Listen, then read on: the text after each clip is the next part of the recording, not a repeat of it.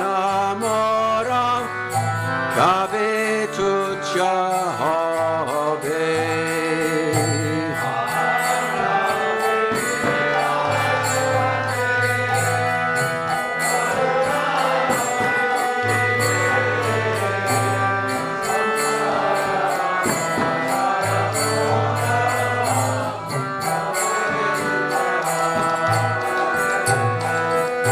Vishaya Chariya Kabe Shuddha Bhimana Kabe Hamahera Boho Shri Vrindavan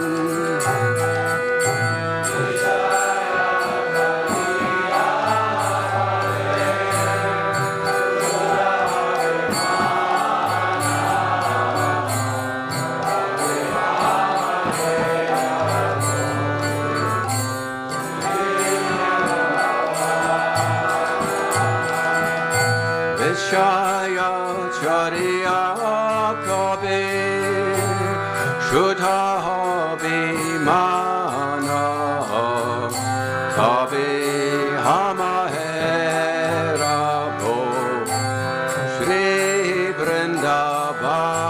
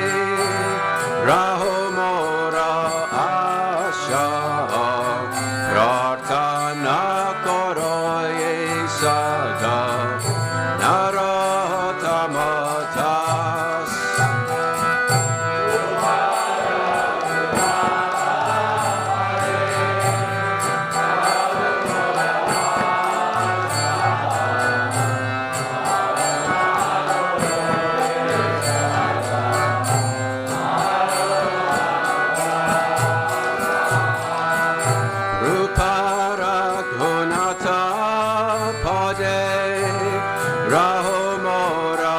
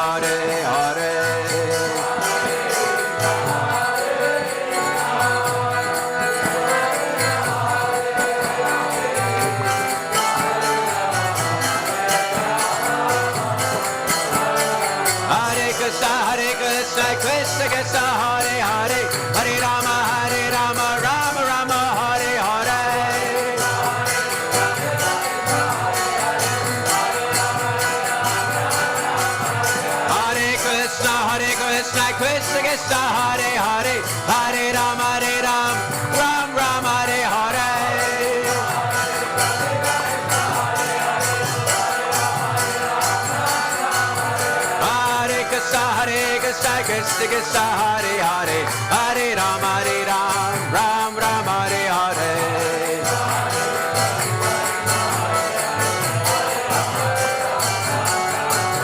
Hare Krishna, Krishna Krishna, Hare Hare, Hare Ram, Ram Ram, Hare Hare.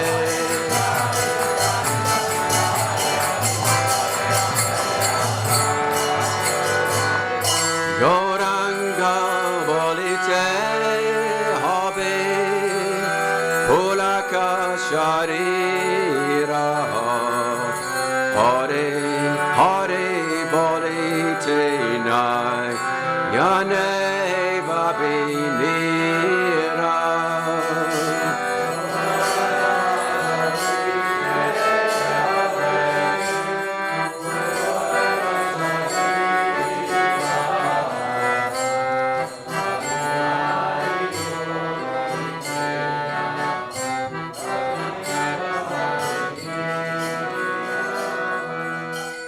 Vishnupad Paramhansa Parivarajacharya Yastatara Sashishmad.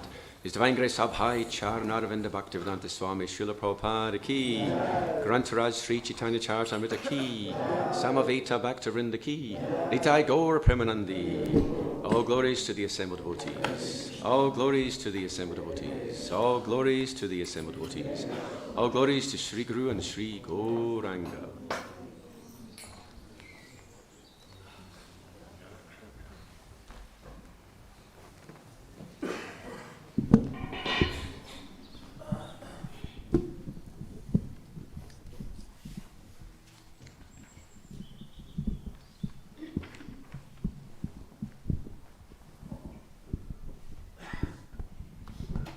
I'll read the translation. When will that opportune moment come to us, when there will be shivering of the body as soon as we chant Lord Gauranga's name, while chanting Hare Krishna, when there will be tears in the eyes? When will I obtain the mercy of Lord Nityananda Chandra? When by his mercy will the desire for material enjoyment become very insignificant? When the mind is completely purified, being freed from material anxieties and desires, then I shall be able to understand Vrindavan and the conjugal love of Radha and Krishna, and then my spiritual life will be successful. When shall I be very much eager to study the books left by the 6 Goswamis, headed by Srila Rupa Goswami and Srila Raghunath Das Goswami?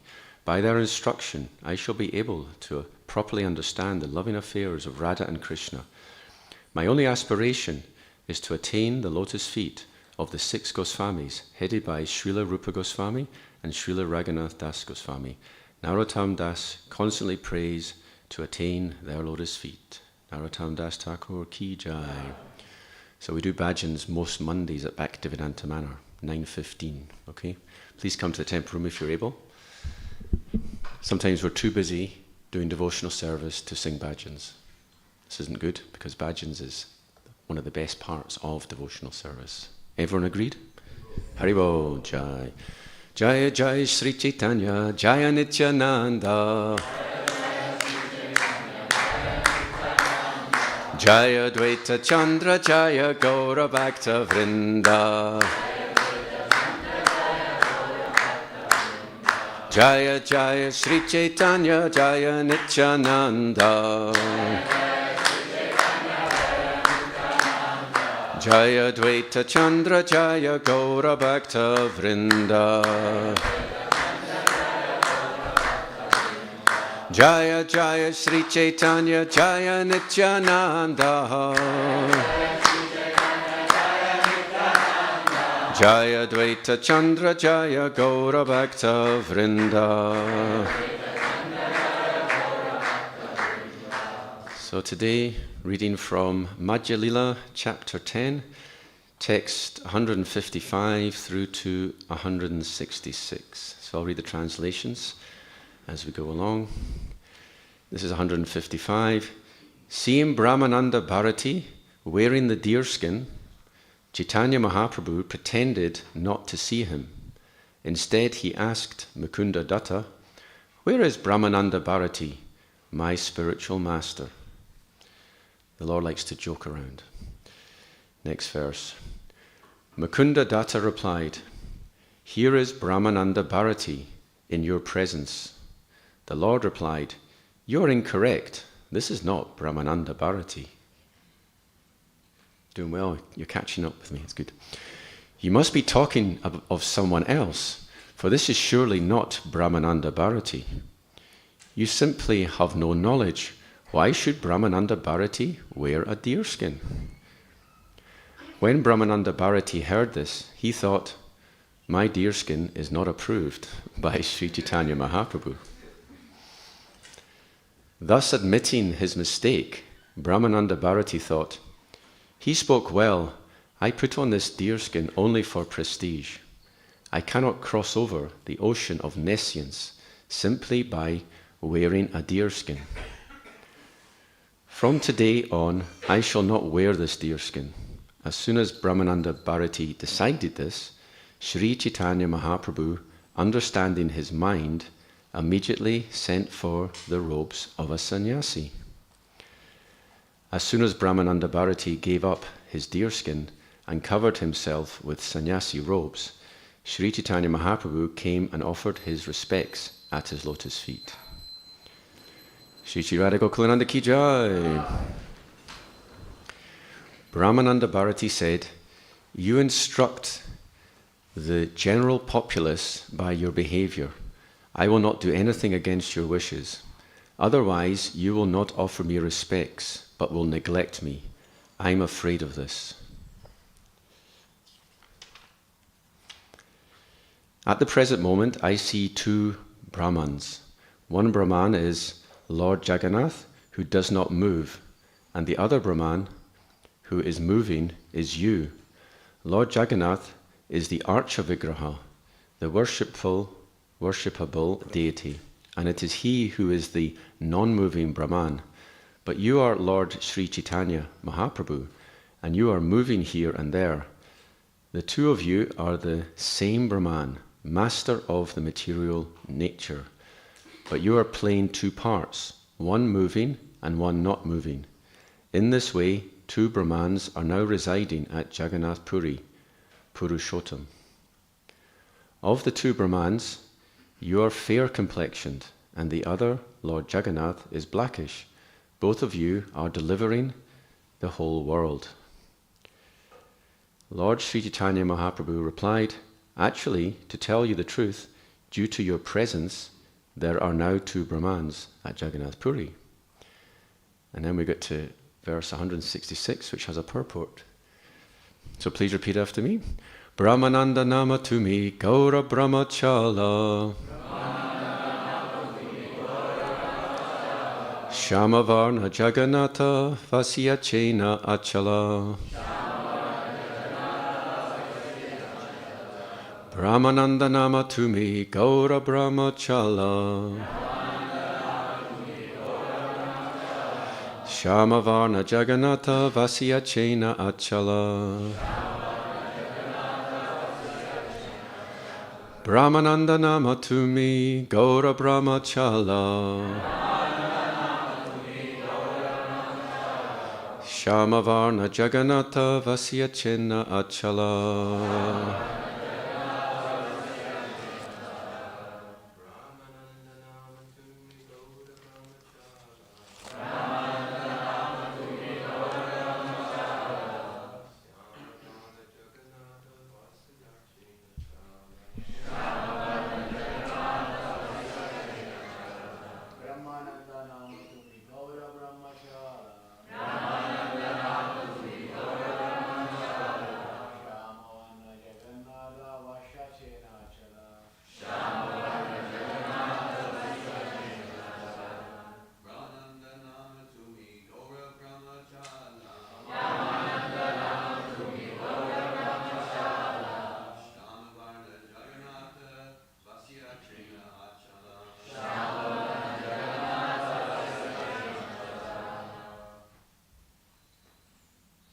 Ladies.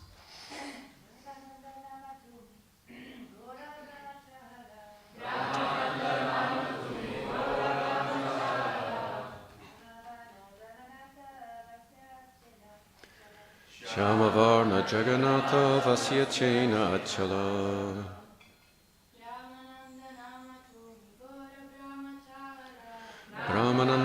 Nama Tumi Gaura Brahmachala Shamavarna Jagannatha Vasyachena Achala Brahmananda Nama Tumi Gaura Brahmachala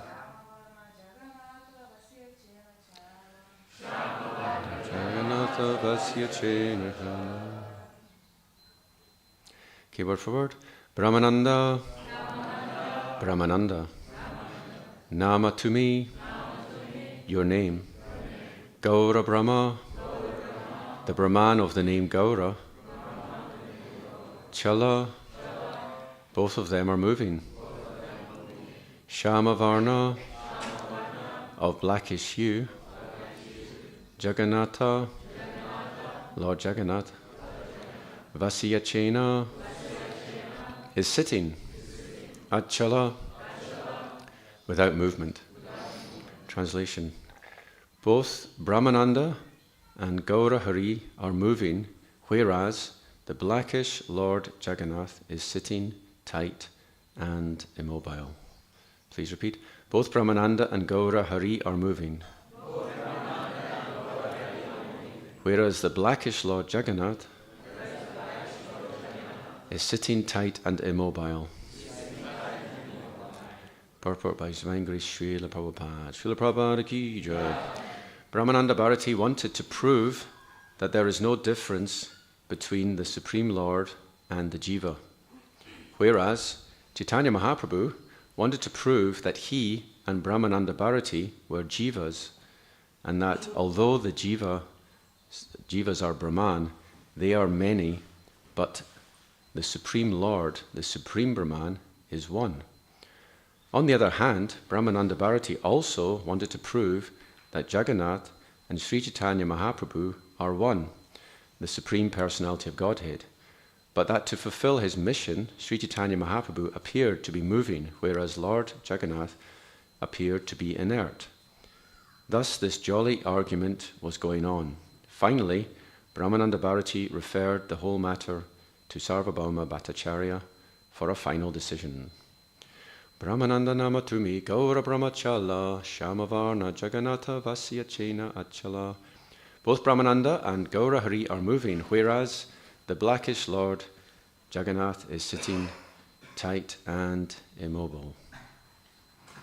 Nama Om Vishnupadaya Krishna Prasthaya Budali Srimati Bhaktivedanta Swaminiti Namani Namaste Saraswati Devi Bhani Pracharini Nirvisesha Shunyavadi Paschachadesa Tarahi Bandi Sri Krishna Chaitanya Nityananda Sahoditau Gaudadai Pushpavantau Chitrasandau Tamo Nidau Panchatattvat Bakam Krishnam Bhakta Rupa Swarupakam Bhaktavataram Bhaktakyam Namami Bhakta Shaktikam Vancha Kalpa Tarubhyascha Kripa Sindhu Bhyevacha Patitanam Pavani Bhyo Vaishnavi Bhyo Namo Namaha Jai Shri Krishna Chaitanya Prabhu Nityananda Shri Advaita Gadadhar Srivasari Gaura Bhakta Vrinda Hare Krishna Krishna Krishna Hare Hare Hare Rama Rama Rama Hare Hare.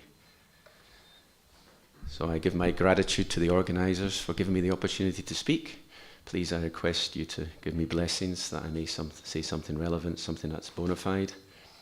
There's some wonderful senior devotees in the audience who I feel encouraged to be in front of, and also a little bit embarrassed.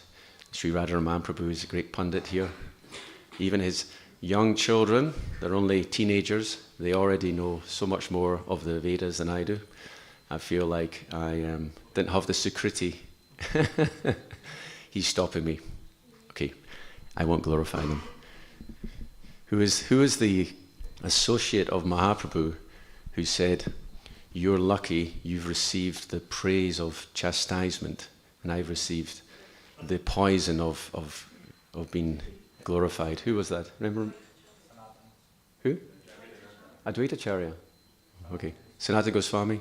We have to research. Anyway, it's interesting. It's nice to be chastised. It's interesting that Prabhupada, often when he glorified one of his disciples, he didn't do it when the disciple was there. He would refer to something about a disciple, and the disciple would hear indirectly. It's kind of nice thing to know. One time, Jaipataka Maharaj, he would often ask questions in classes. And he once, at the end of one class, he asked Prabhupada something about Radharani. And Prabhupada smashed him. And he said, "Why are you asking about Radharani, this high elevated topic? What platform are you on like this?" And he chastised him. A few days later, Prabhupada was giving class again. Jaipataka Maharaj wasn't there. And at the end of the class, any questions? And he goes, "Where is that Jaipataka Maharaj? He's very good. He likes to ask questions." So Jaipataka Maharaj, he was kind of beaten down one day, but then when he heard indirectly, he felt really happy that Prabhupada was kind of endorsing his enthusiasm, which is known as pariprashna, right? Tadvidi pranipatina pariprashena sevaya upadekshantitegina gyaninas tatvadarshanaha.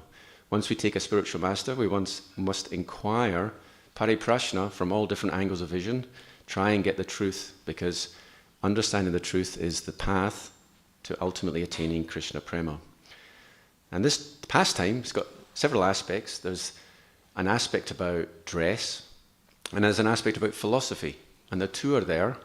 And Mahaprabhu, he's teaching something about how we should dress, and he's actually not teaching about philosophy, because there's one part of philosophy that Mahaprabhu can't really teach. That is that he is the Supreme Personality of Godhead. That's not his mood to do that. Apani karimu bhakti bhava angikari, apani achari bhakti shikaimu sabari. He comes in the mood of a devotee to teach people how to worship Krishna. So it's said that when persons would say that he was the Supreme Personality of Godhead, what did Mahaprabhu do? What did he do? Cover his ears. Yes. Did he say Vishnu?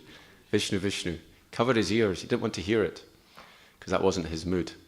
But he still manages to teach through others, and he's actually teaching through Brahmananda Bharati. So there's a play of words here. Brahmananda means Brahma. Because Brahmananda Bharati is saying, you and Lord Chaitanya and Lord Jagannath are the Supreme Personality of Godhead. And it's understood, just from this interaction, Brahmananda Bharati could understand Mahaprabhu as the super soul. He knew his mind so well. He got the realization, because just when he was thinking, I had this pride, and he spotted that pride, and as soon as he gave up that, immediately Mahaprabhu said, put on sannyas robes. The timing was perfect. Sometimes you meet someone and they know you so well, and you think, this is uncanny. Yesterday, Tarun Krishna said he met someone on the street, and the person said, you can even know people's minds, Tarun Krishna said, and this man said, do you know my mind? He said, no. And he goes, guess my name. And Tarun Krishna just out of the blue just said, Alfred. And the man was like astonished, and he said, that's my actual name, and he purchased the book. So we're not super soul, but if we just serve Krishna, then sometimes he does it for us, you see. So it's interesting that I often wonder, persons, there's different schools of thought within Gaudiya Vaishnavism. Some Gaudiya Vaishnavas, they don't like to put a peacock feather on Lord Chaitanya. Now, this was actually brought up to Prabhupada on several occasions. One time Malati Prabhu asked, well, actually, Prabhupada corrected her. He said, why is Lord Chaitanya not wearing a peacock feather? And she asked, should he wear? He said, yes, always. And then she asked, what about Lord Nityananda? Should he wear a peacock feather? What do you think he said? And someone saying no? No? Most people are saying no. He said, sometimes. He can wear sometimes, but Lord Chaitanya should always wear. And I'm wondering, why is it that the Gaurati tune that Prabhupada, or the Gaurati song Prabhupada brought to ISKCON, it is that one Leela where Mahaprabhu is actually in the mood of being Krishna, and he's receiving worship. It's the Mahaprakash Leela. So it's interesting that Prabhupada emphasized this point. Now, here's a little thought. I was just reading the beginning of Adi Leela. How would you feel if a pure devotee, someone with prema, were to offer obeisances to you? How would you feel? You might feel a little bit embarrassed, right? A little bit, this is inappropriate. But actually, Krishnadas Kaviraj Goswami offers his obeisances to all the readers of Caitanya-Caritāmṛta. So just by reading it, he's offering obeisances to us. How do we feel about that? It's like really embarrassing, isn't it? But that shows the humility of him. And he begins the Adi Lila with 14 verses. And they're known as the Mangala Acharana. Acharana means invocation. Mangala means auspicious. And then he describes, after giving those 40 verses, he describes them. And he explains that the first 4 verses, they cover 3 topics. Does anyone know what 3 topics they cover? First one is Namaskar. Well, yes, Vande Gurun Ishal Bhaktang begins with the Guru and the Parampara, right? But it's actually, the word Vande means offering obeisances. And the next one is Vande Sri Krishna Chaitanya Nityananda Sahau Ditau Gaudadai Pushpavantau Chitrasandau Tamonadau. That's how the 2 brothers, they come, and they're like the sun and the moon arising on the eastern horizon. So these 2 verses are known as Namaskar. We begin by offering our obeisances. So that's good. We've offered obeisances before Krishnadas Kaviraj offers his obeisances. It comes later. So if we offer obeisances first, then we're covered. The next topic is, Vastu Nirdesh, which means defining the object. And this is where Lord Chaitanya is established as the Supreme Personality of Godhead. Now in this pastime, Lord Chaitanya is saying he's basically telling Brahmananda, I'm not Brahman, but you're correct, there are 2 Brahmans because you're Brahmananda. So you're the Brahman and Lord Jagannath is Brahman, but I'm not Brahman, I'm a Jiva, because that's the mood of a devotee. Devotee never thinks that he or she is Brahman.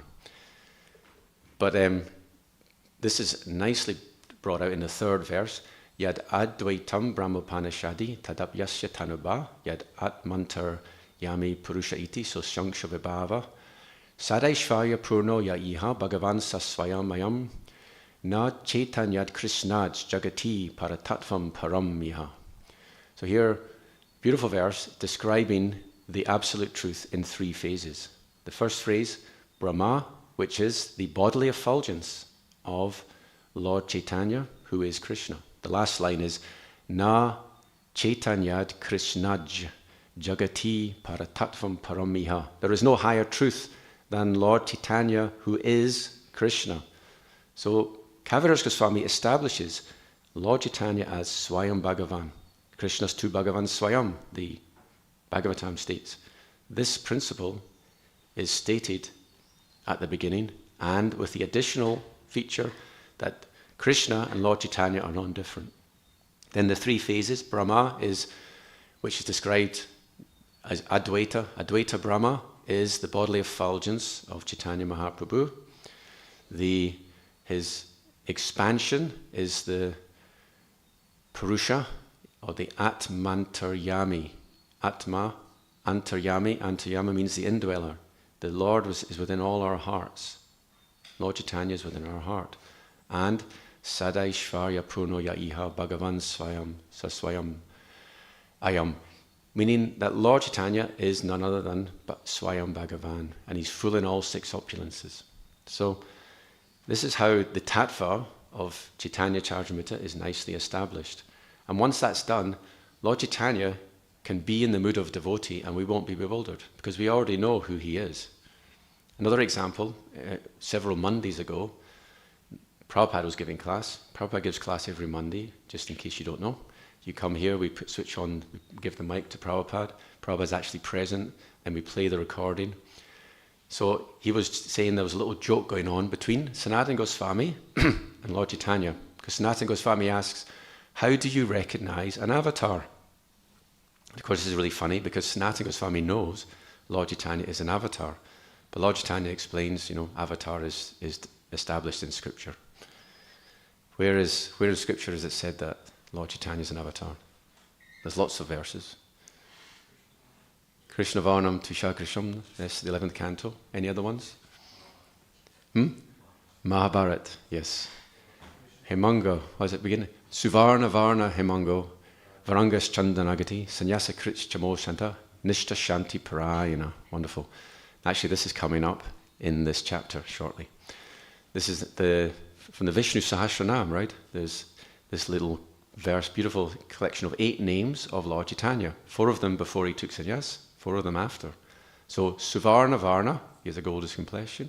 Hemanga means the same thing, right, roughly? Golden, Hemanga.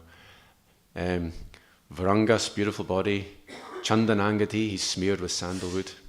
Sannyasa Krich, took sannyas. Shama, he's blissed out, he's equipoised. Shanta, peaceful. Not perfect translation here. Nishta Shanti Parayana, he's the abode of pure love for Krishna. Nishta Shanti Parayana.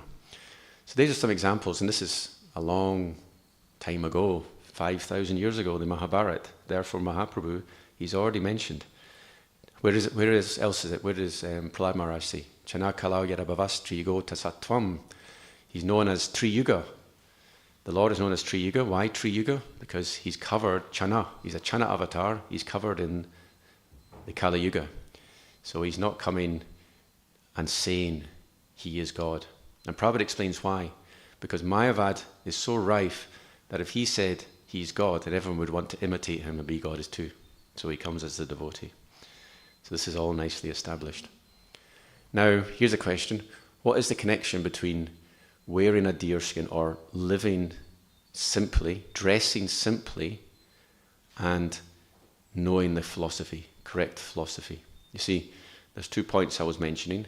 There's the dress. Sannyasi should wear simple dress, right? It seems to be very kind of material thing. It's about practice. It's nothing to do with philosophy. And on the other hand, there is this little lesson that Brahmananda Bharati is giving, that Lord Chaitanya is identical with Krishna, and we are servants of Lord Chaitanya, or servants of Krishna. So one's a philosophical thing, one's a philosophical deviation, and the other one is to do with the bodily platform. So what's the connection? Well, I'll give you one potential connection. If you go to the 3rd canto, there's a description. Maitreya Muni describes 5 features of avidya. And if you go through those features, 3 of them are philosophical and 2 of them are to do with false identification with the body and with material enjoyment. So one of them is called moha. Moha means to identify with the body and to identify with one's possessions, to think I am the owner of various things. For example, we have a house, we have a car, we have all these things. To think that's mine, that's called moha, illusion. Ishavashamidam sarvam, everything belongs to Krishna. And also, to think that, or to not know that one is a jiva and an eternal servant of Krishna, that's known as tamas. So tamas is another aspect of avidya, to not know one's real identity as eternal servant of Krishna. So Mahaprabhu, he famously taught that we are eternal servants of Krishna. Anyone know the sloka? Famous one. Jivera Swarupa Hoy, Krishnera Nityadas, Krishnera Tatashta Shakti, Beda Beda Prakash. So Beda Beda means one and different. It's interesting, there's a purport in the Bhagavatam where it says, Yo Haresh Chaiva Jivanam Beda Vakta Hare Priya. If one preaches that the jiva and the supreme are different, then that person is very dear to the Lord. So although Beda is true and Abeda is true, if you preach Beda, you're very dear to the Lord. Now, about several months ago, someone asked the question, why did Mahaprabhu take initiation in the Madhva Sampradaya? Because he could have taken initiation in so many other. There's 4 Sampradayas. Why the Madhva? And not at the time, no one actually answered it. But then someone sent me a quote. It was Bhaktivinoda Thakur, where he explains that Mahaprabhu chose the Madhva Sampradaya because Madhva completely defeated Mayavad. So he wanted to be part of that particular Sampradaya. See, Mahaprabhu took 2 aspects from each Sampradaya, but The defeat of Mayavad was something that was so important that he decided he wanted to be part of the Madhva Sampradaya. That's what Bhaktivinoda Thakur says. So if we go back to avidya, so thinking oneself to be the body is one type of avidya, and not knowing oneself to be a servant of Krishna is another type of avidya, tamas. You see, there's also tamishra. Tamishra is to think one is equal to the Lord. Now this is like the Mayavad conception, I mentioned when I was giving class a few weeks ago, when the Mayavad sannyasis greeted each other, what did they say? Namo Narayanaya, because they're thinking each other to be Narayan. And when they said that to Mahaprabhu, his reply was, Krishna Matir Astu. May you be Krishna conscious. May you always think of Krishna. So this concept that we are equal with the Supreme, this is known as Tamishra. Another type of ignorance is called Andha Tamishra. That means to think at the time of death, my existence is completely over. In other words, no life after death. Andha Tamishra. Nowadays, many people think this. Some people are very proud of this philosophy. They think that people who believe in life after death are sentimental. It's an emotional prop. But they are brave and they face reality and they know that this is the only life and after this it's all over. So they think that they are realist and they are courageous to look at reality. They think religion is just some prop. But actually what they don't know is religion is a great science. The Mayavad sannyasis, they thought Mahaprabhu was a sentimentalist. Bhavuka karma, it's an interesting term. Bhavuka karma means you're performing the activities of a sentimentalist. But actually bhavuka also means someone who's very advanced in relishing bhav. Yeah? Nigama kalpataror galitam palam mukha sukha mukhad amrita drava samyutam pibata bhagavatam rasamalayam mahuraho bhuvi. Shishi Radha Gokulananda Kijai. Mahuraho rasika bhuvi bhavukaha. The beginning of the Bhagavatam is it's a request from the author that we should read and drink the nectar of Bhagavatam again and again because it's relished by Mahuraho Rasika Bhuvi Bhavukaha. The Rasikas and the Bhavukas, those who are expert at tasting mellows. And this is, if we want to know why we have struggle, you may struggle, I struggle. Sometimes I'm more attracted to watching some YouTube video than I am to reading Prabhupada's books because I'm not Bhavuka, I'm not Rasika. But we have to come to that platform. Vayam tu na vetripyama uttama shloka vikrami yats trinvatam rasagyanam svadu svadu pade pade. Every step it's relished to those who are rasagya. So I've introduced some phrases. Some of you will be familiar with those phrases. Rasagya, one who understands rasa. Bhavukaha, rasika, all pretty much the same thing. So we were going through avidya. We did 4. Who can remember the first 4? Do a little recap. Moha, and what does it mean? Yeah, what type of illusion in particular? Yes, moha means identifying with the body. That's one of the 4. Tamas meaning? Ignorance of what? Yes, ignorance that one is actually a servant of Krishna. There's 2 more I gave. Tamishra, which is what? Okay, so tamas means not knowing your real identity. Tamishra means thinking something that your identity to be something that is not the case. To give you a hint. Like moha. It means to think oneself one with the Supreme. Now the 4th one I gave was Anda Tamishra, meaning? Yes, consider death to be the end. And the final one is known as Maha Moha. It's interesting, it's translated as... Actually, when Prabhupada translates it, he doesn't actually translate each word like I've done. He just leaves it as it is. So he leaves moha as moha. Maha tamas is what's mentioned in the verse. But then in the purport, Prabhupada explains the meaning of all 5, and he calls maha tamas maha moha.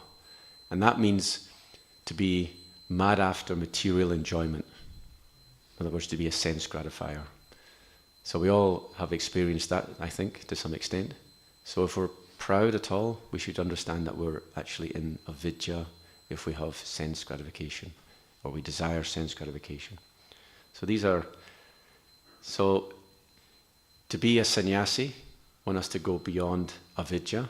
So part of avidya means giving up material possessions. So Mahaprabhu's telling Brahmananda Bharati, just by looking he's telling him, he's not saying it, but just by looking he's saying, you're attached to your deer skin, please give that up, right? So here's a question.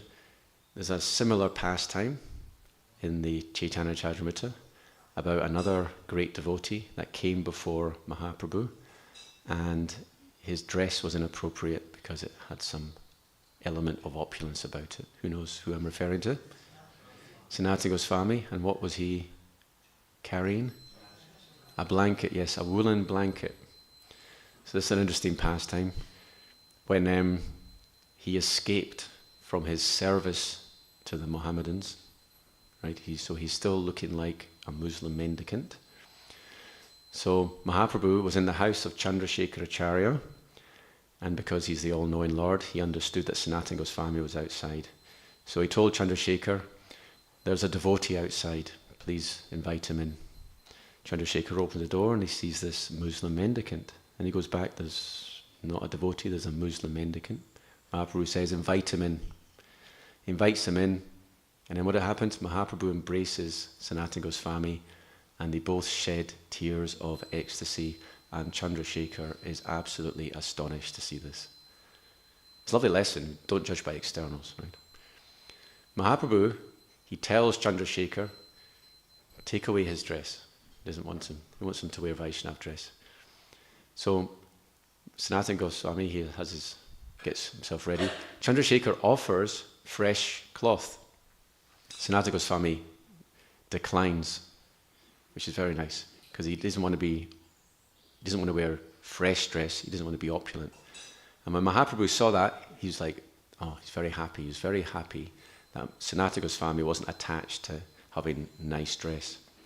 He takes Sanatana Goswami for lunch at Tapana Mishra's house. Tapana Mishra offers him fresh cloth again. And Sanatana Goswami rejects again.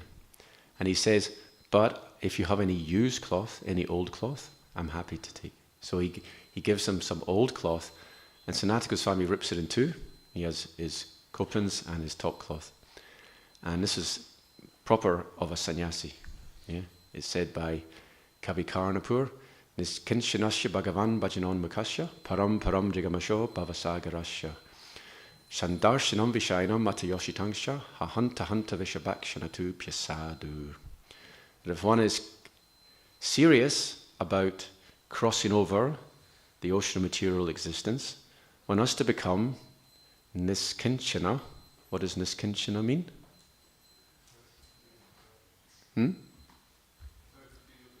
Without material desires. Any other answers? Yes? Yes? I'm looking for a more literal meaning.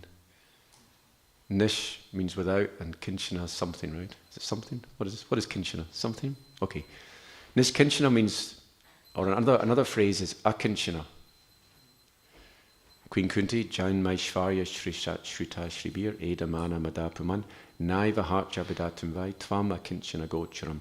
If you want to attain Krishna, you have to give up your intoxication or your intoxicating attachment for good birth, janma, aishvarya, opulence, shruta, learning, shri, beauty. If you have any of these things, very difficult to give heartfelt prayer to the Lord for protection. So, akinchana gochara means someone who, within themselves, they have nothing. Let's go back to the verse. Niskinchanasya means one who has nothing. So for such a person, if they see a woman or a sense enjoyer, was it sandarshanam vishayinam atayoshitangscha? They see a woman or they see a vishayi, sense enjoyer, which often means a woman hunter, then that's equivalent to drinking poison for them. They're like, ugh, because it spoils their attempt to connect to Krishna. To be a yogi, Na hya sanyasta sankalpo yogi bhavati bharata.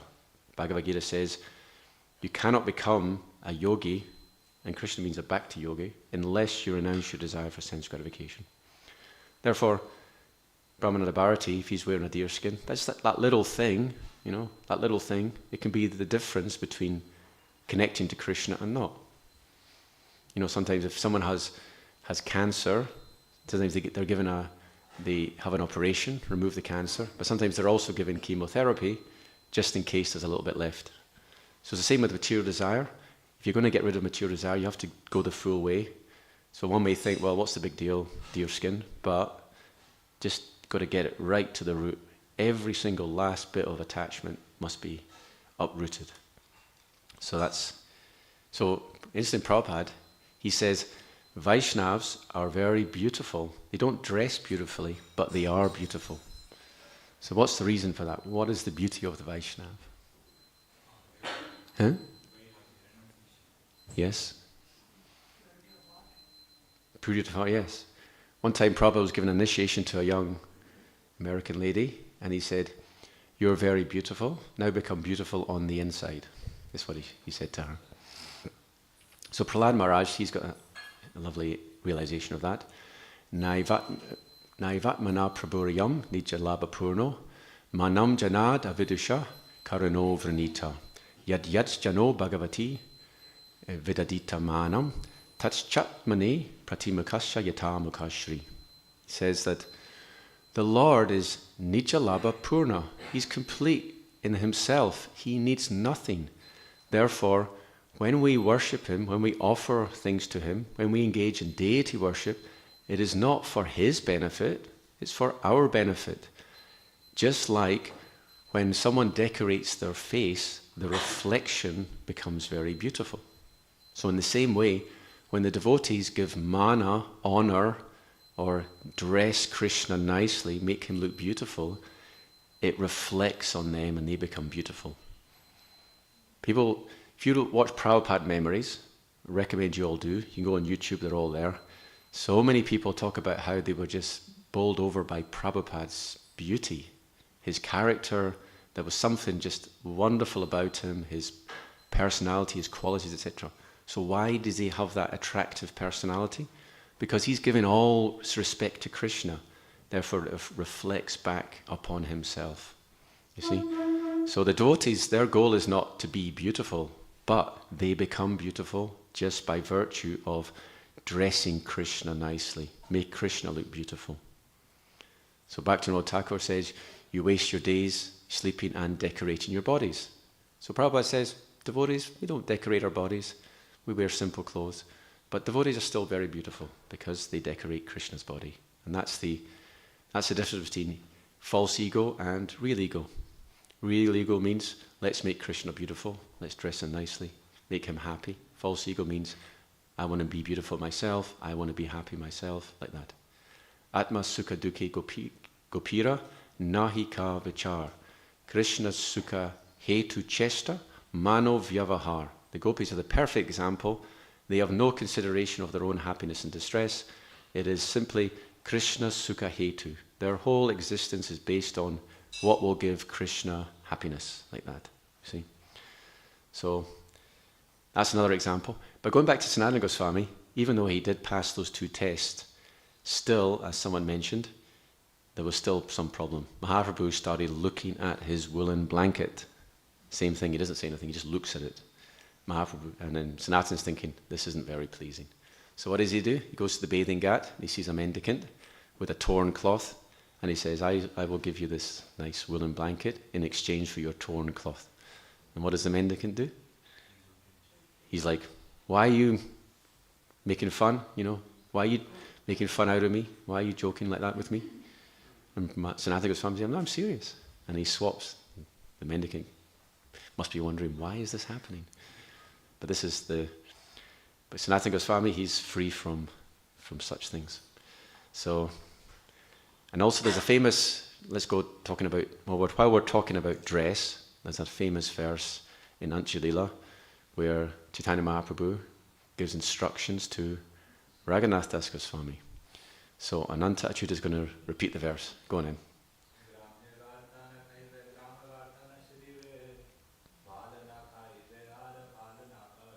Perfect.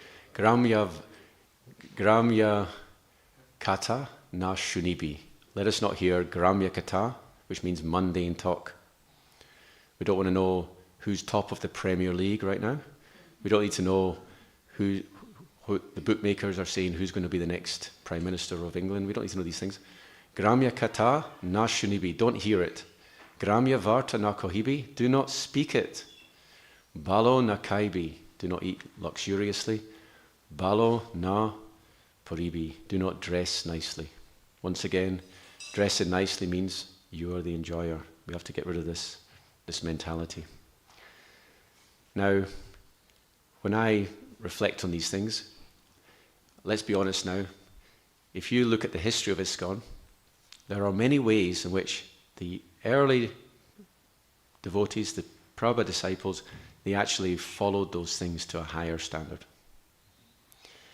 You know what used to be the case in the ashram, Brahmachari ashram generally was, all the devotees were just devotees, they don't belong to anyone, just like let's wash them all. There's a group of devotees, and someone just pick a devotee out and put it on, which is great, no attachment there. There's another thing that I heard which is not advisable, it wasn't a good idea, but they had, wait for this, they had one toothbrush. Oh! And they had this mustard oil, so they were just kind of sharing the same toothbrush. Not recommended. But, some Prabhupada lectures, he says, we are following Nivritti Marg. Now this is wonderful. We really need to get this understood. We have to put this in our heart, Nivritti Marg. So in Prabhupada's time, some of the temples, they were full up, and I'm going to say something, I hope I don't regret it, but nowadays my feeling is temples are not very eager to have people stay. It's usually you have to jump through a lot of hoops. But in those days it was like, come on, stay, sleep a few nights, shave up. One time Prabhupada, what does he say? There was one book distributor was discussing, he said, I'm trying to remember exactly how it goes. I think it was Gopa Brindapal, book distributor. He said, when we're on the street distributing books, the public are criticizing us. They're saying, we only ever see you when you're trying to sell us something. So Prabhupada gave an interesting reply. He said, you tell them, you can be with us all the time. You can come with us, you can live with us. And after staying with us for a few days, you'll become like us. This is the power of devotee association. So if just bringing people into the association of devotees, where you sleep, and in those days, people were sleeping on the stairs, people were sleeping on the landing, there wasn't enough room for everyone, you see. So they were sleeping in a very austere way. But that was the mood at the time, and Prabhupada really appreciated this mood. Nowadays, maybe we're not like that. I mean, most people are grihastas, and maybe they've got a soft bed. I've got a soft bed, I admit it. But even like some of the brahmacharis who've got soft beds, it's like, well, if it helps you sleep so you can do devotional service, it's very good. But we should be careful that we don't become attached to these things. Because Prabhupada was saying, we eat simply, we dress simply, we sleep on the floor. The Goswamis, how did they sleep? They used their arms as pillows. There's a verse in the second canto about this. What is the need for a pillow when you have Ananta? Do you know the verse for that? It's Upanabarhi Kim Kashipo. Kashipo means the bedstead, right? You know the verse?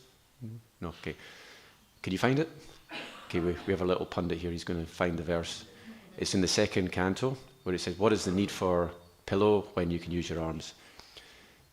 Bahaus Fasidao, is it?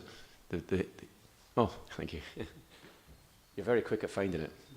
Okay, let's see if I can I scroll down as well? Yes. I've just spoiled it. Hold on a sec. Say again? The Mac is too opulent for you. I've actually spoiled it. Sorry. He uses Microsoft, you see. So the magnification is so high that I scrolled away from it. Bring it back. Thank you. If you got a mic, you could read it. Do you have the portable mic? Make it easier that way. Okay, thank you. Okay, this is 224. Satyam kshatau kim kashipo prayasayar Bahau Svaside Yupabarhanaikim Satyanjalaukim Puradhana Patria Digval Kaladau Sati Kim Dukulai. It was the arms are Svasiddha, being self-sufficient. Okay, so here's the translation. Where there are ample earthly flats to lie on, what is the necessity of cots and beds? When one can use his own arms, what is the necessity of a pillow? When one can use the palms of his hands, what is the necessity of varieties of utensils? When there is ample covering or the skins of trees, what is the necessity of clothing? Thank you very much. When I joined, there was a really fanatical, in a nice way, brahmachari. His name was Rupa Raghunath, and he was an amazing devotee. He was the top book distributor in Sydney all the time. He was just amazing at it. His nickname was Rupa the Robot. He'd just go out like a robot, and he'd just go out and fire away books time and time again, non-stop.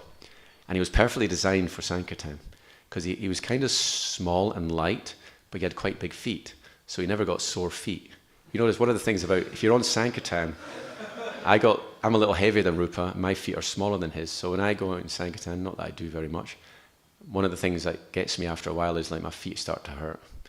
But he was like just designed, so he was just a machine that you could just do these things. And he would take me on traveling Sankirtan, and it absolutely killed me, and it killed everyone who went with him, because he just wouldn't give you a break. You'd be out on the street, then you'd come back, and you just think, now's the time to unwind. And he'd be like, oh, could you cook some hot milk? And so we'd cook some hot milk. And then he'd be like, could you read Krishna book? And so we'd be reading Krishna book. And then finally you'd go to sleep. It was really late. You're really tired. Then he'd wake you up in the morning really early to do japa.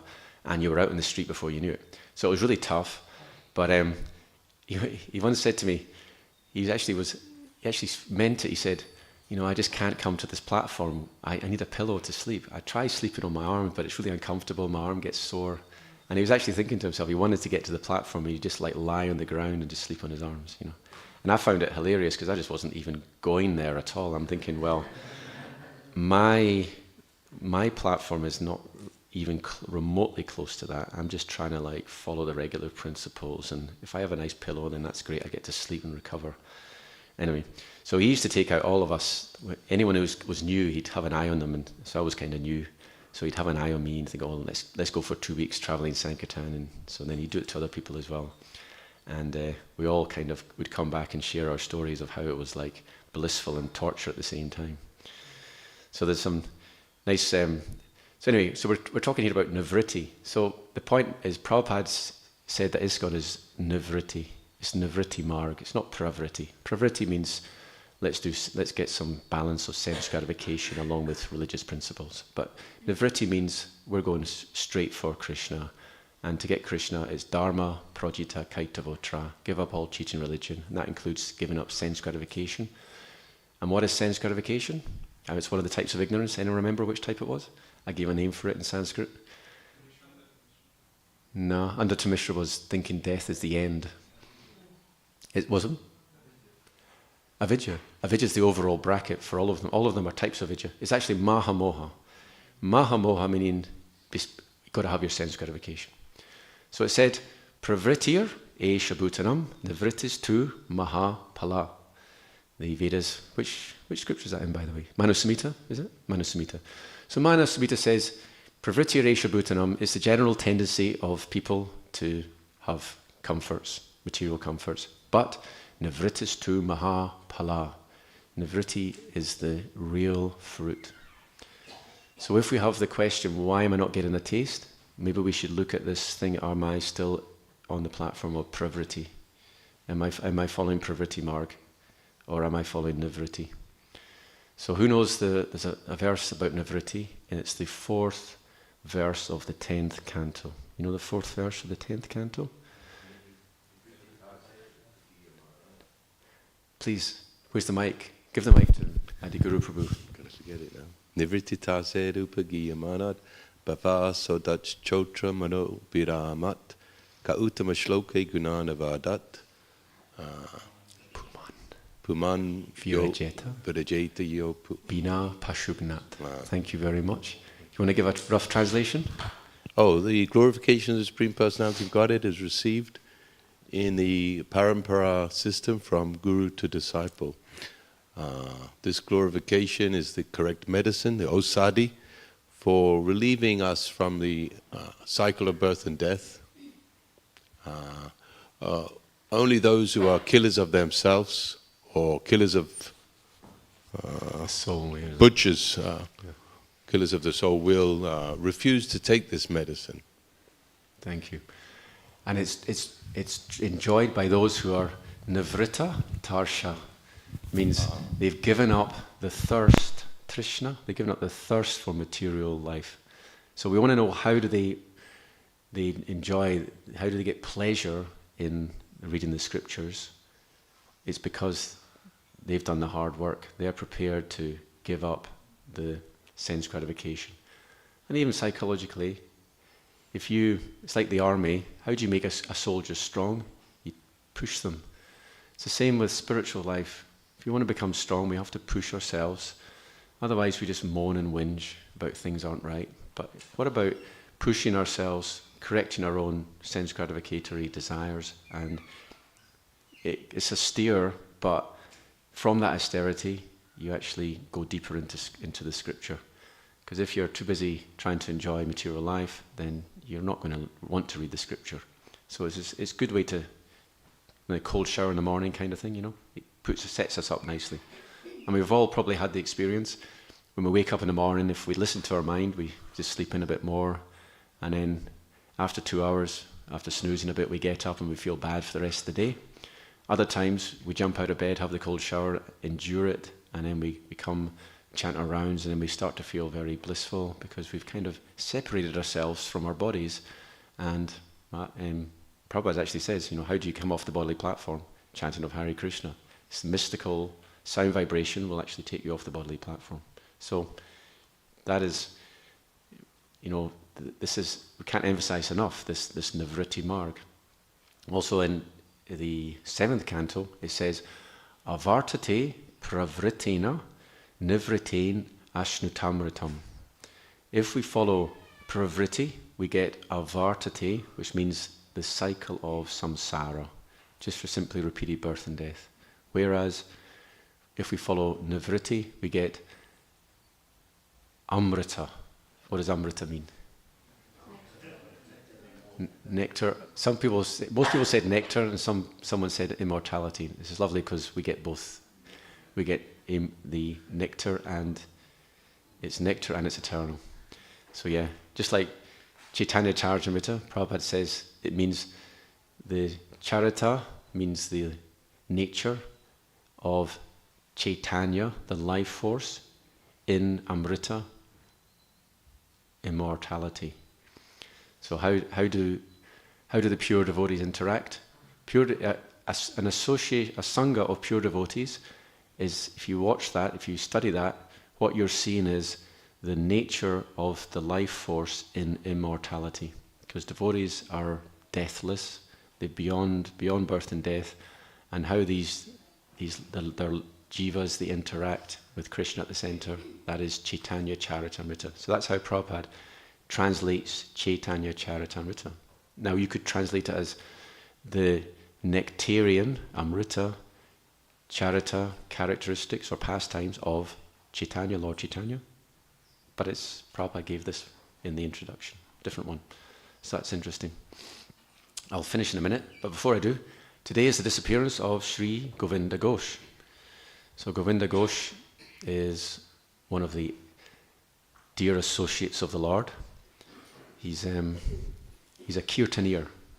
It's said that during Rath Yatra, during Rath Yatra the kirtan, the devotees were divided into kirtan parties, and they'd have singers and dancers, and they'd have madanga players, karta players. It was all very organized. A lot of people criticize Saturday Night Harinam for being disorganized. It's very organized disorganization in a sense, because it's kind of the same every time. We kind of know what we're doing, but it's very disorganized. So it's very difficult to change, even if we tried. But anyway, some people would like us to. one of the main thing is the instruments should be softer. It's hard to actually implement, but the instruments should not drown out the Maha Mantra. When I go on Saturday Night Harinam, I'll wear earplugs. And it's a joke. It's like we're going out to hear, and then we put on earplugs. I said, well, what's that all about? It's because the decibels are too high. Anyway, but the way that the Ratha Yatra was organised, there was, how many Kartra players were there? Was it 8? 7, is it? They had so many dancers, so many Kartra players, so many Madangavs. And it was like the instruments would play softly when the lead singer was singing, and then the instruments would be played more loudly when everyone was responding. There was this various descriptions of how it was done. So in one of those parties, Sri Govinda Ghosh, he was the main singer. So, and he had the good fortune that there was a wonderful devotee, wonderful dancer was in his party. So of all the devotees of the Lord, there are 2 in particular which I can think of who are famed for their dancing. Who are they? Anyone? Vakreshvara Pandit, correct. And who else is famous for dancing? Advaitacharya, okay. I was thinking of Lord Nityananda, actually. So, Vakreshvara Pandit, he was in the same party. So you had this wonderful singer, Sri Govinda Ghosh. Actually, he had 2 brothers, Vasudev Ghosh, and who's the third one? Madhava Ghosh, yes, Madhava Ghosh. They were all kirtaniers, wonderful. And apparently, Bhaktisiddhanta Saraswati said they were direct expansions of the body of Radharani. So they're doing the kirtan. Sri Govinda Ghosh, his kirtan was so wonderful that whenever Mahaprabhu would hear it, he would spontaneously dance. Lord Nityananda was also dancing. And it's said that Sri Govinda Ghosh, he was present in the kirtan of Srivas, the famous kirtan leelas on Srivasangam. And also, he was present at Raghava Pandit's house. So when I read that, I just actually read it this morning because I was in preparation for the class. It reminded me of a verse that I actually quoted several months ago that were describing the Avirbhav, or the manifestations of the Lord. So there's 4 instances where the Lord would always manifest. Sachira Mandire are Nityananda Nartani. Srivas Kirtani are Raghava Bhavani. In the house of Mother Sachi, the Lord was always manifest. In the kirtan of Lord Nityananda, he was the dancing of Lord Nityananda, he was manifest. In the kirtans at Srivasangam, he was manifest. And at the house of Raghava Pandit, he was manifest. Remember, Raghava is special cook. Him and his wife, they would create little bags and they would be taken to Jagannath Puri each year for Lord Chaitanya. So it's interesting that Sri Govinda Ghosh, whenever he was singing, Lord Nityananda was dancing. So he had Nityananda Nartani. Then he was present in the Srivasangam, so Srivas Kirtani. And he was also present at Raghava Pandit's house. So that's amazing. He was one of those intimate devotees who was always experiencing the presence of Lord Chaitanya, even when he wasn't actually physically there, so to speak. But his presence was there, because he can be in many places at once. So these are some of the glories of Sri Govinda Ghosh. Haribol. So thank you all for your time, and I've left some time for comments and questions. Yes, Prabhu. Hare Krishna, thank you for your class. Thank you. I just want to say, while I've been at the manor, it's such an inspiration seeing all the speakers just have this knowledge that they can just tap into. So it's like really inspiring. These shlokas, just pick them out. And but yeah, I had a question of I've heard out of Krishna Conscious as well, out of Krishna Conscious, that it's almost like this how times used to be. And I always think of like, it almost feels like an avalanche, kind of just like of standards and everything, of just like slipping and things. And do you reckon there'll be a time of bringing it back, or do we keep just letting things? Okay, interesting question. It's actually, it's a combination of two things. Some things go down, other things have gone right up. I always remember Kandari Prabhu. I mean, when it was, I think it was the 40th, there was some anniversary of the day of the installation. Anyway, it was about 5 years ago. He came and he gave class, and he said, you know, the current time is just the best ISKCON's ever been. And I was thinking, really surprised, because no one ever says that. People like to talk down the present and glorify the past, reminisce. But if you were in the past, there was problems then as well. But I don't know what will happen. I really don't know. It's kind of like one person, it was actually a former temple president at Bhaktivedanta Manor. He had the phrase, storming, norming, and performing. So he said the first phase of ISKCON was like storming. Everything was just like, let's go, let's get out there, let's do everything. The grounds were a mess. The bills weren't paid, but everyone was out having bliss, doing kirtan in the street, distributing the books. That was storming. The next one was norming, as in getting a system that's going to last, getting some systems that work. And then once you've established that, performing, the society can come up to a higher level. So there's many ways in which we've actually normed and performed, which we didn't have before. But personally speaking, the most blissful, I think, is the storming phase. And as far as I'm concerned, it's still an emergency. You know, we're in a difficult world. Most people don't know about Krishna. They know very little. They've heard the name. Therefore, I think if you want to just be part of the team that's going out storming, then you'll get the higher taste. And if a pocket of people can do that, then we can go back to reviving what we had in the past. And it's already happening. There's ashram, Atlanta ashram. Now, I went to the Yuga Dharma ashram about 5 years ago in New York. Now, since it's split into two. During COVID, many of the devotees went to Atlanta, and they ended up staying there because the book distribution was really good. But that was a lovely ashram. I was there, and I felt like this is how I love it. I love ISKCON like that. And it was really a kick up the backside for me. I came to a higher platform. I was getting up every day for Mangalarti. We were going out doing 6 hours in the subway, chanting Hare Krishna. All the book distributors are around us. And that's really blissful when you're there and we're doing the kirtan, you're watching people selling the books. And it's just a wonderful, blissful experience. And when you do it day after day, you come to a higher platform. And the brahmacharis there were so enthusiastic. And it's like that, we can have that anywhere if you just follow the process. And many of them are actually followers of Bhakti Vikas Swami, and so I give credit to him that he's got some really fired up disciples. The top book distributor in the world is one of them. I've forgotten his name. Remember his name? Mahotsav, yeah. Mahotsav was an amazing devotee. He was distributing, I don't know what his record was. He was just distributing sets of Bhagavatams, like, I don't know, 50 in one day or something. It was just amazing what he can do. But he's also a real pundit as well. And he was in the classes in the morning. He was just so into the classes, and he knew so many slokas. But he's living that life, and I'm looking at him thinking, you know, that's what I wish I was. You know, someone who's really enjoying. You know, we talk about the Goswamis. They're niskinchana.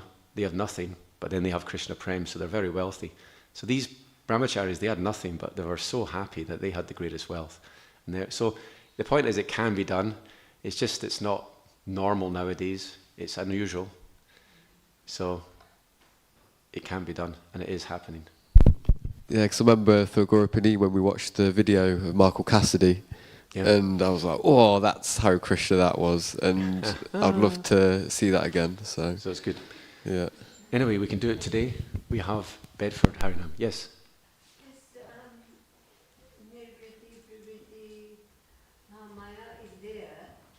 Yeah. But in the second chapter Bhagavad Gita, it says Samatvam Yoga Uchate. The balanced.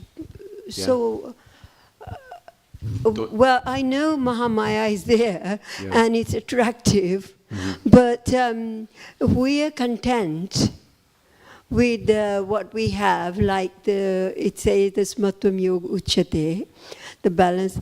So we should be satisfied with whatever, we have. Yeah.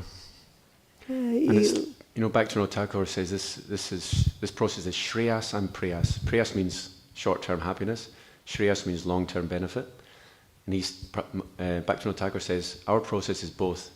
So we may we may find aspects of the process difficult, but if you compare with what, say, impersonalists have to go through, where they follow chastity and they sleep on the ground, they're just renunciates on a higher level. It's really, really hard, the renunciation they do. We have it quite easy. But it's good to have that balance. So we have the prasadam. It's prasadam time now. Prasadam is that way we can regulatedly just satisfy ourselves in a way that's spiritual, and we don't have to torture ourselves to the point where we can't follow the process, you see. So it's really nice. In the old days, it was like the Sunday feast, and it was like throughout the week, it was really plain food. But imagine if you eat simply throughout the week, not only is it healthy, but imagine what the Sunday feast is like after that. You know, it's like, wow. Suddenly it's just everything at once. Adi Guru Prabhu. Thank you. Thank you. Thank you. Just on that point, I think it was in the early days, they had a lot of poverty and they struggled, but the prasadam was always cooked in ghee. So it was always, Prabhupada said prasadam should be sumptuous every day and opulent on Sundays. And the funny thing is, the way they attracted devotees to move around their temples, or that they would cook really far out prasad, then everyone would leave one temple and go to that temple. And, Thank you. but I don't think you can say that the prasadam was plain and austere in the early days. I think it's more austere now because we're not using ghee. I think it's actually, thank you, it's a bit of both. There was times when the bills weren't getting paid and they were just eating potatoes and cabbage, but anyway. Thank you, I don't remember. I have one question, Yeah. but before I say so, I think your class today was phenomenal. Thank you. It was so Nice. beautiful. Hey. Only yesterday I was listening to your spiritual masters debating about the existence of God, and I was thinking that the second generation and third generation, they're such good representatives of Srila Prabhupada's followers. And Prabhupada would be so proud, I think, to know the level of which people have grasped his books, his teachings, and it's so inspirational to sit and hear you. So I really want to thank you. It was so wonderful. So I have a very small question. In the purport, Srila Prabhupada mentions that Lord Chaitanya and Sarabhoma and Brahmananda Bharati, they were having a jolly argument. And previous to that, the speakers discussed about Govinda and Ishvara Puri. And the whole chapter 10 is a very jolly display of love and affection between Gauranga Mahaprabhu and seniors and juniors. So when you think of this, I would like to ask you to reflect upon that and talk a little bit about the inner personality of Chaitanya Mahaprabhu and how he deals with his devotees in such a loving way despite being God. So please, can you share your thoughts on this? Well, the first thing that comes to mind is Sadhavo Hridayam Mahyam, Sadhunam Hridayam Tvaham. Was it Madanyad Te Na Jananti, Naham Te Bhyo Managapi? So the devotees, they are living within the heart of the Lord, and the Lord's heart is the devotees. So from the Lord's perspective, it's like he just loves his devotees. Bhagavan Bhakta Bhaktiman, he's the devotee of his devotee. So these loving exchanges, I'll say a few things what I think. Everyone is on the same platform, everyone is intelligent, they're very conscious, little small gestures have meaning and they pick up on them. We see the example of he looks at someone's blanket and it's a message and they get the message. There's a lot being said just by little gestures and small things. So it's a very conscious, the Sangha is very conscious. Prabhupada said, first become conscious, then become Krishna conscious. So there's not that kind of ignorance. Sometimes we need to be told things very directly to get them. So they're elevated personalities, they're all tasting rasa, and there's some interaction going on. And, you know, I don't even pick up on half of it. I mean, I remember when I was going on, I mentioned this story of going out in Sankirtan with this Rupa Raghunath. And it was funny that I got a bit of beginner's luck. There was some little pastime in the Caitanya-Caritāmṛta, I just kind of read it, it was little, and I just kind of got it, it just kind of clicked. I don't even remember what it is looking back on it. But a lot of the time when I read Caitanya-Caritāmṛta, I don't actually pick up on a lot of what's going on there, because I'm not really in the bhav. But my feeling is, it's as I've said, it's very loving, everyone's putting other people first. It's what happens when, if each individual person thinks, I'm the lowest person here, everyone's greater than me, and they all interact, it's kind of, you get this kind of escalating ecstasy where it's kind of like, so I was like, how dare you say anything glorification of my class? Because let's be honest here, you can like pick up pages of scripture and you just kind of recite slokas from memory, and I don't do that. So, but you're just being nice to me, But it's a nice exchange, because you're kind of being nice to me and I'm nice to you. So it's like that. It's not like materialism. It's the opposite of materialism, where everyone's trying to be first. But I want to hear what you have to say, because you asked that question, so you must have an answer. No, please. It was an interesting question. I just want to hear your insights on it. No, honestly, I just get amazed that in this world there are so many people. In fact, the latest survey shows that there is 85% of people in the entire population who subscribe to the concept of God. 85%. That's a huge number. Yeah, that's about 6 billion people who subscribe to our faith. In the world. Okay. And I was just thinking that in our philosophy, it's so beautiful how God is not just a personality of awe and reverence, but is a personality with whom we have a direct and a reciprocal relationship with. And when I hear you speak from Caitanya-Caritāmṛta, it gives us so much more encouragement, because it's that similar relationship that we can have with each other.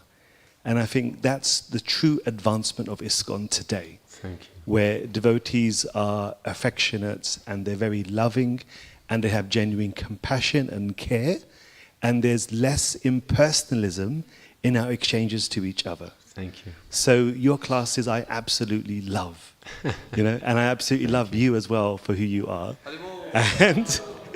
And when you were speaking, I was just thinking that I'm so fortunate to be part of your Sangha and the Sangha of devotees in ISKCON, because it really is rare when you compare to the number of people that believe in God and number of people that understand the intent and the heart of God.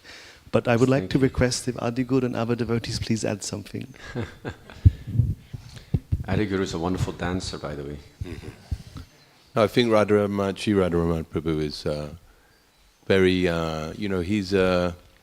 He gives all respect to others, I know. No, he's correct in glorifying your class, because it was a really top quality class, and reminded us of the that we have to do penance to get spiritual life, to get the real thing. We have to. I mean, there's a lot of issues we could have talked about preaching and opulence and the use of opulence, yukta vairagya, because if you go to Mathura train station on any given day, the whole place is littered with sadhus who have nothing. And they live day to day, and they're traveling all over India constantly, whatever they're doing, but they're not preaching Krishna consciousness, and nor do they manifest cleanliness or, someone's going to... Anyway, that's a whole other topic. I'm not going to say. All I wanted to say was two things.